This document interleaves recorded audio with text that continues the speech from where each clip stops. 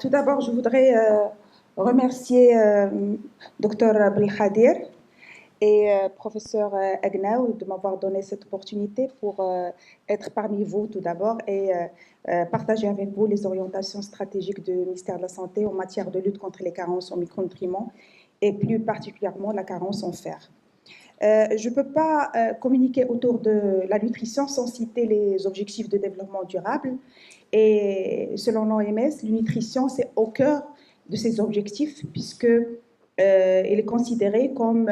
la promotion de la nutrition est considérée comme une intervention clé pour atteindre 12 sur 17 objectifs de développement durable. Et investir $1 dans la nutrition permet de gagner $16 en croissance économique. Le Maroc, bien sûr, s'est engagé à atteindre ces objectifs de développement durable et le ministère de la Santé a retenu la nutrition parmi des décennies comme une priorité pour atteindre les objectifs du département en matière de réduction de la mortalité maternelle et infantile et promotion de la santé en général. Et cet engagement s'est traduit par l'élaboration de plusieurs programmes et stratégies de nutrition qui ont donné des résultats satisfaisants en matière de réduction de la mortalité infanto-juvénile, puisqu'on est passé de 91,6 pour 1000 à 22 pour 1000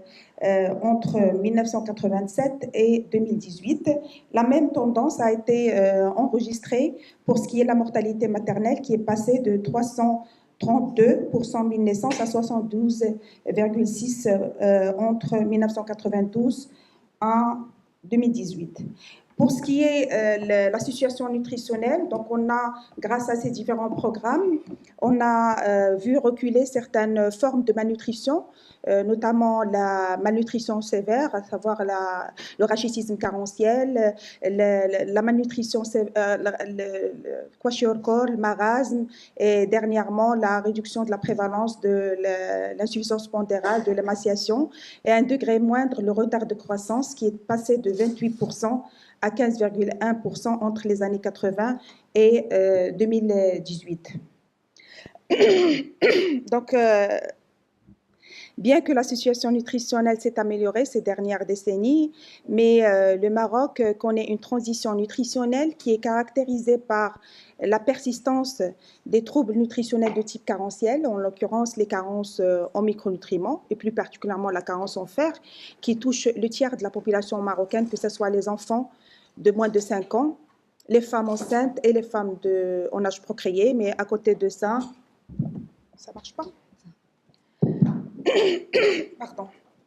À côté de ça, donc, on a, selon les différentes enquêtes menées par le ministère de la Santé, donc, on a enregistré la carence une carence en vitamine A qui touche 4 enfants sur 10. La carence en iode aussi constitue un problème de santé au niveau national, en plus de la carence en vitamine D, l'acide folique qui touche le quart des femmes en âge procréé et qui sont responsables en partie aux malformations du tube neural. On a des troubles nutritionnels qui persistent, mais d'autres qui émergent, notamment le surpoids et l'obésité qui commencent à prendre de l'ampleur au niveau national et qui touchent aussi bien les enfants, les adolescents que les adultes. Et l'obésité et le surpoids est considéré comme l'un des facteurs de risque des maladies non transmissibles qui sont responsables au niveau national de 70% de la mortalité. Donc,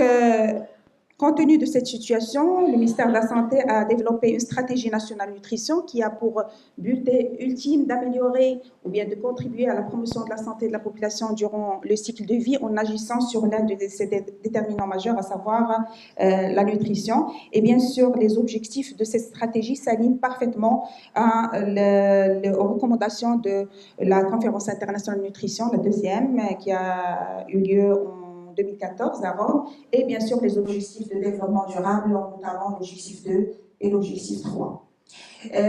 Dans cette stratégie, nous avons des résultats à atteindre qui sont bien fixés, à savoir le contrôle de surpoids chez les enfants, les adolescents, la réduction de 40% le retard de croissance chez les enfants de moins de 5 ans et, puisqu'on parle du fer, donc on a un objectif relatif à la carence en fer, c'est-à-dire réduire de tiers l'anémie, aussi bien chez les femmes enceintes, femmes en âge procréé que les enfants de moins de 5 ans.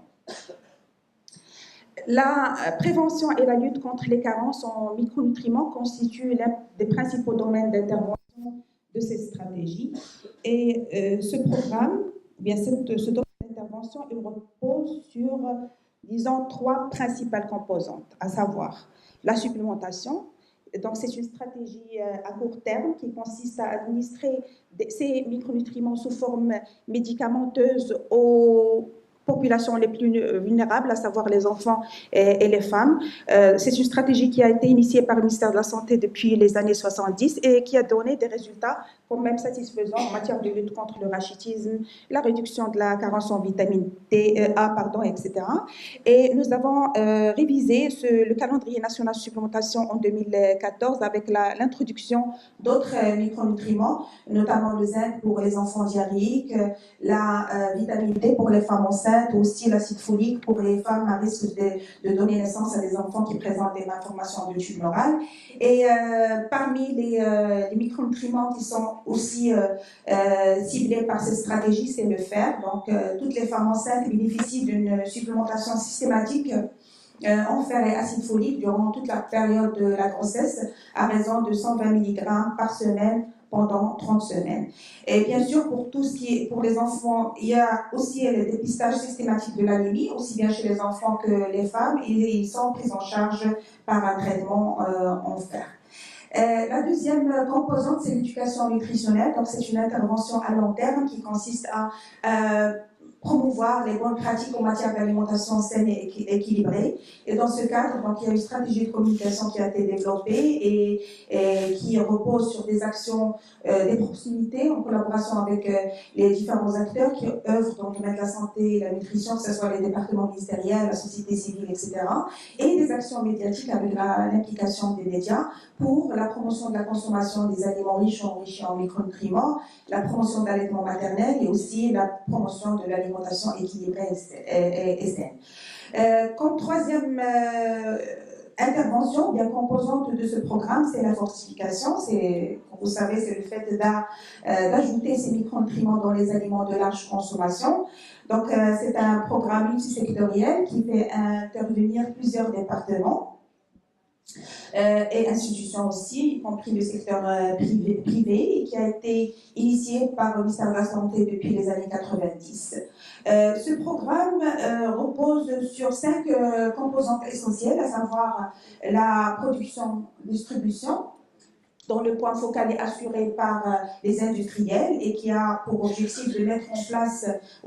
sur le marché national des aliments fortifiés de qualité. Il y a la composante contrôle qualité qui est chapeautée par le ministère de l'Agriculture et plus particulièrement l'ONSA, l'Office national sur la sécurité alimentaire, et qui a pour mission de développer une législation qui cadre ce processus de fortification et aussi d'assurer le contrôle des aliments fortifiés commercialisés au niveau national, que ce soit au niveau des unités industrielles ou bien les points de vente.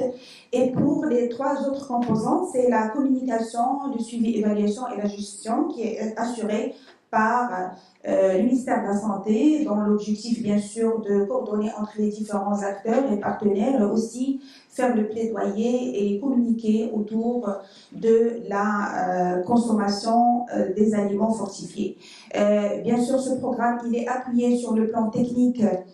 et scientifique par une alliance nationale pour la fortification qui regroupe tous les partenaires du ministère de la Santé et qui œuvrent dans le domaine de la fortification et de la nutrition. Et nous avons fixé comme résultat à moyen terme, c'est d'améliorer les apports en micronutriments et contribuer à l'amélioration du statut nutritionnel des femmes et des enfants. Et comme stratégie, objectif à long terme, c'est l'amélioration de la santé maternelle et infantile et la réduction de la mortalité maternelle et infantile également. Pour ce qui est un petit aperçu sur l'historique de ce programme, donc le premier véhicule qui a été ciblé par le programme de fortification, c'est le sel, donc l'iodation du sel, en 1994. Et puis, il y a eu la constitution de l'Alliance nationale pour la fortification en 2000. Et je saisis cette occasion pour remercier infiniment Dr Mahfoudi, parce qu'à l'époque, il était le responsable du programme. Et je faisais partie de son équipe. On a obtenu des résultats satisfaisants en matière de mobilisation sociale, mobilisation des partenaires, aussi la mise en place de ce programme au niveau national. En 2004, il a eu bien sûr la mise sur le marché l'huile de table fortifiée en vitamine A et D pour la farine. Elle a été fortifiée en fer et vitamines du groupe B en 2006. Et bien sûr, il y a eu des actions de communication avec le développement du logo Siha wa Salama qui a été attribué aux industriels pour le mettre sur l'emballage des aliments fortifiés. Il y avait également la publication du décret relatif à la fortification de la farine et qui rend cette fortification obligatoire pour les industriels. Et puis la mise en place d'un système de suivi et d'évaluation qui a pour objectif de suivre le processus de fortification et d'évaluer son impact sur le statut nutritionnel de la population. En 2011, on a également, donc on a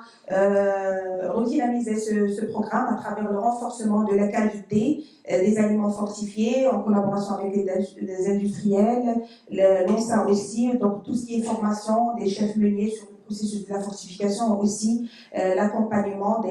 des agents de contrôle qui relèvent de l'Office national sur la sécurité sanitaire des aliments. Et actuellement, donc, nous avons une série de produits qui sont commercialisés au niveau national, à savoir le CBOD, l'huile de table fortifiée en vitamine A et D, et la farine enrichie en fer et vitamines du groupe B, y compris bien sûr l'acide folique, vitamine B9. Donc, le système de suivi et évaluation qui a été mis en place en collaboration avec l'unité mixte alimentation et nutrition, et aussi je saisis cette occasion pour remercier le professeur Agnew parce que c'est grâce à son appui, l'appui de son équipe qu'on a mis en place ce système qui permet aussi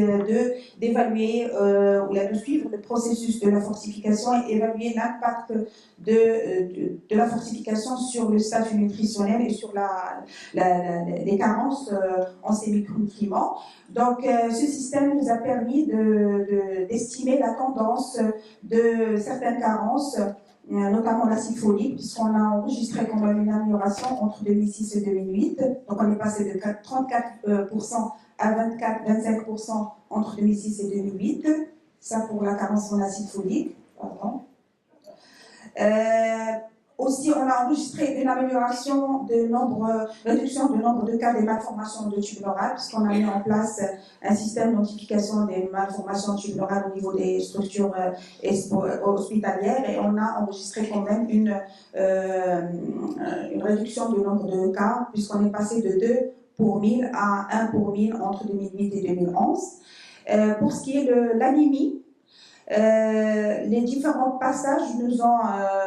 on a effectué 4 passages entre 2006 et 2008 et on a enregistré une amélioration de la prévalence de l'anémie, mais pas la carence en fer. Bien sûr, ce processus a rencontré surtout la fortification de la farine en fer, a rencontré certaines contraintes d'ordre économique, notamment l'augmentation du prix de certains micronutriments, d'ordre technologique, parce que les chefs meuniers ont rencontré des contraintes relatives au processus de la fortification, et aussi en se conformant aux recommandations de l'OMS, qui préconise le fer NaEDTA comme fer plus biodisponible comparé au fer électrolytique qui est utilisé dans l'ancien prémix. Donc, en 2006, le ministère de la Santé a entamé le processus de la révision de ce programme de fortification de la farine et plus particulièrement le changement du prémix. Donc, et aussi, je remercie le professeur Egner et le professeur Al-Hamani qui ont accompagné le ministère de la Santé pour l'élaboration d'un dossier technique sur le nouveau prémix qui a été validé par l'Alliance nationale de la fortification et salué par l'OMS et les experts internationaux du domaine de la fortification. Comme perspective de ce programme, donc c'est un programme qui est assez mature, qui a quand même donné des résultats satisfaisants en matière de réduction de certaines améliorations du statut nutritionnel pour certains micronutriments, mais il était temps de le reposer et ceci ne peut se faire que travers, premièrement, l'actualisation de la carte épidémiologique et avoir disposé des données récentes sur les carences en micronutriments et bien sûr à la lumière des résultats. Cette enquête est prévue cette année, Inch'Allah, donc on est en train de préparer l'opération. On va sortir prochainement pour la collecte des données. Et à la lumière des résultats qui seront obtenus, donc il y aura une restructuration du programme, une révision des différentes stratégies du programme de lutte contre les carences en micronutriments et plus particulièrement la révision du calendrier de supplémentation, peut-être élargir à d'autres cibles. Par exemple les personnes âgées aussi, surtout pour ce qui est l'anémie, et aussi la révision du programme de fortification. Peut-être toucher d'autres véhicules, donc on va voir donc, sur la base, donc il y a un chantier qui va être ouvert une fois l'enquête sera réalisée. Bien sûr, tout ça ne peut se faire qu'avec l'implication et l'adhésion des différents acteurs et partenaires du ministère de la Santé, que ce soit les départements ministériels, pour tout ce qui est législation,